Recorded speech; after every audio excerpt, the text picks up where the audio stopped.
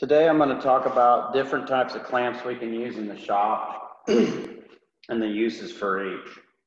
So let's start over here at the clamp table. This is where we do big panel glue ups. All these clamps are set into the table so they're the same height, spaced apart. So we can do a clamp, we can do a panel glue up here that's approaching 6 feet long and well over 3 feet wide. So tabletops, large panels, things like that would get glued up over here. Now we talked about gluing up panels already. We're not doing that today. We're talking about the different types of clamps. This is an I-beam clamp, okay? And so the main body of the clamp has an I-beam shape. These are very strong clamps, and the I-beam is straight and always stays straight.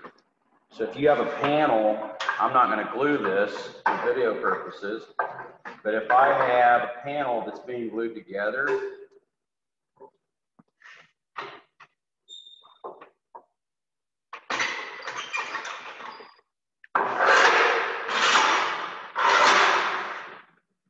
all right. So as long as that panel is down flat on the I-beam, then we know our panel is straight.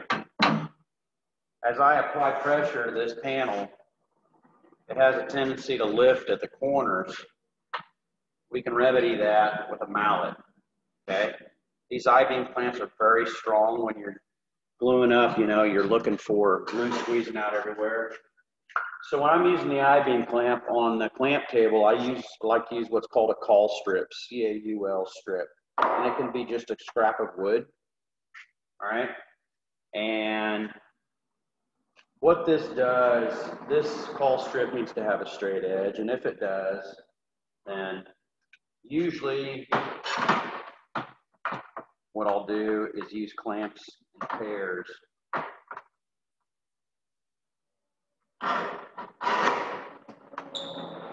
Clamp that around the I-beam and the wood, and I would put one over here as well. That ensures that everything is flat. The only thing you got to watch for is excess of glue between the panel and the caul strip, because it could get stuck to the panel. All right. And this is just your basic, this is just a Pony bar clamp, or I'm sorry, this is a Jorgensen bar clamp. These right here have a real deep throat, okay? And they can reach around objects so that, you know, you can really reach in and clamp pieces. I would say that these are probably the next strongest clamp in the shop next to the I-beam clamp, right? So moving on over here. Let's get our boards.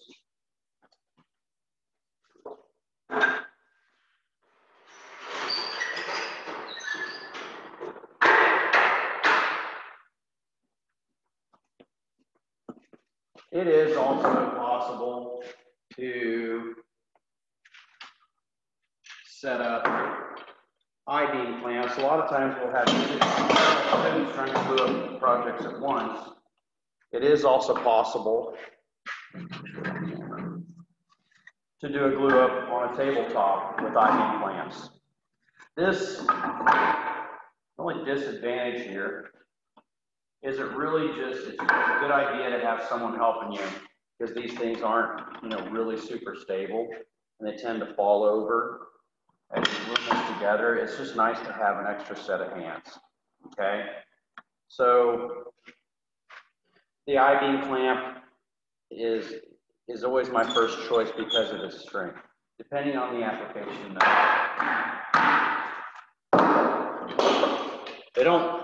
They look like old crusty clamps, but the I-beam clamps are the strongest. This is what you call a K-body clamp. The advantage over the I-beam clamp is its stability. It has a nice wide base and it won't tip over.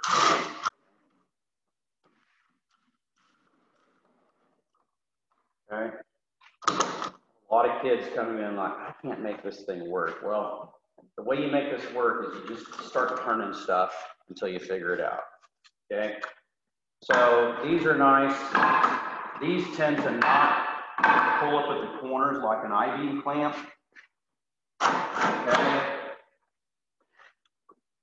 But they are not as strong as an IV clamp. If you've got nice straight edges in your panel, they'll still get the job done.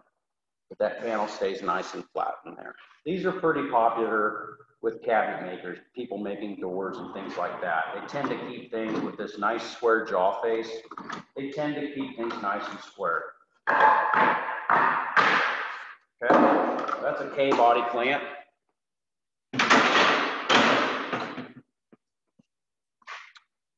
You know, anytime we're doing, let's back up. These are handy, but they're also my least favorite type of clamp. I think they're my least favorite type because I see kids grab this clamp way too often. This is not a very high strength clamp, okay? You'll see a lot of DIY videos on the internet. People use these. They're easy to use. That's just not very strong, okay? I like to use these for assembly, like for holding things in place while I'm trying to get real clamps on it. Or if I'm relying upon fasteners for strength in a joint rather than glue, I'll use these to hold things in place. I have quick grips, but I see them used way too much. Not as strong. If I'm doing a face-to-face gluing like such, you know, we might glue together several boards to make a leg, all right? So these are really good clamps, okay? This is a wood hand screw, okay? A lot of people have a hard time figuring this out. What you've got to do is keep these jaws parallel. So if you don't think it's parallel, you can adjust it so it is, and then once it is, then you can adjust it by turning them both at the same time. The advantage to this clamp is they have a nice long reach. I can clamp all the way across that glue up. Now, most common mistake I see people make, they try to tighten this up. Oh, that's not doing it. And then they tighten this up. They got their jaws way out of parallel and they're not putting pressure across that face. You see right here, that is not correct. Okay? What I would want to do, I want even pressure. If this is glued together, I want to be squeezing glue out top and bottom. Once you learn how to do it, it's not that bad. Okay? You see this, okay? We've got jaws are tight, both sides, top to bottom.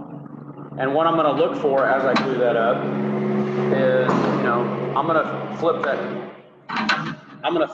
that glue up over and make sure I'm tight on both sides. A glue up like this, I might put, you know, 3 of these across here to make sure we get nice solid glue up. So anytime I'm gluing face to face, I always reach for the wood hand screw. I use wood hand screws all over the shop. We'll get to that in a minute. If we're doing a small glue up and there's like very small, smaller than what I'm showing you here, spring clamp, okay? Right there. That, if you've got 2 really flat surfaces, you can get by with a spring clamp and it'll just spread that glue evenly between them and make a nice tight fit. Anytime you're needing a spring clamp, you don't have 2 sides that are parallel to each other. If I was gluing up a wedge shape like this, and the jaws are going to have a tendency to slip upward, we also have a spring clamp with teeth on it. You need to be aware that that will put marks in your project that need to be dealt with later, but it will not slip. All right? This is just a standard C-clamp. We can use it for a number of things. We can use it for small glue ups. We can clamp a piece down to a work table, okay? A lot of these clamps, they have a steel face on the clamp. That will damage your wood if you tighten it enough. It's always a good idea to use a little scrap of wood to keep it from denting your actual project, okay?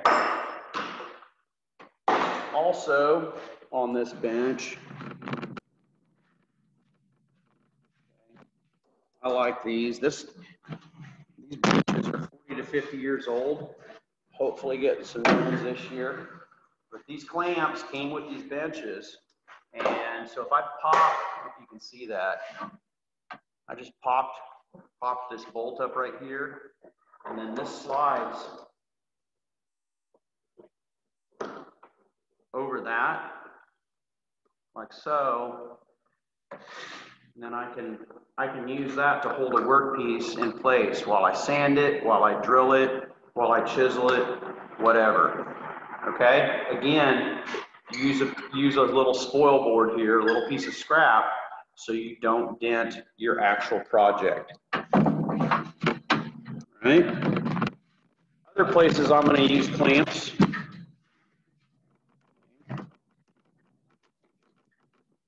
I'm going to use a wood hand screw as a stop on the miter saw. Once I've got one piece cut to length, and I can set that as a fence stop if I want to do it that way. All right.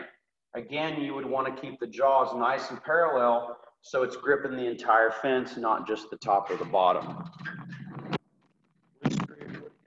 Very handy in the shop. Over here, what we've got is our shooting sled set up on the dado saw. I know that means nothing to you right now, it will.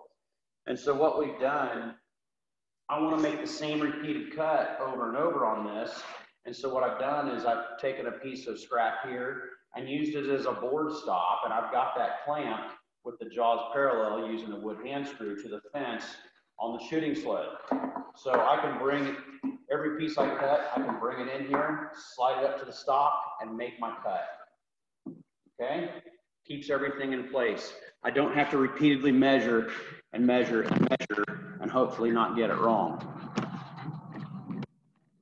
Over here, using the drill press, you always want to clamp your work. It's dangerous to hold your piece in one hand and drill with the other. It could get away from you. I've seen this cause an injury. C-clamp works really well. In this instance, I'm clamping around this steel table. I need to make sure I'm clamped in the right place, so I drill in the right place. And yeah, I'll have to loosen it and move it every time, but you want to clamp your work on the drill press. And you see I've got a piece of scrap here, so I don't dent the actual board.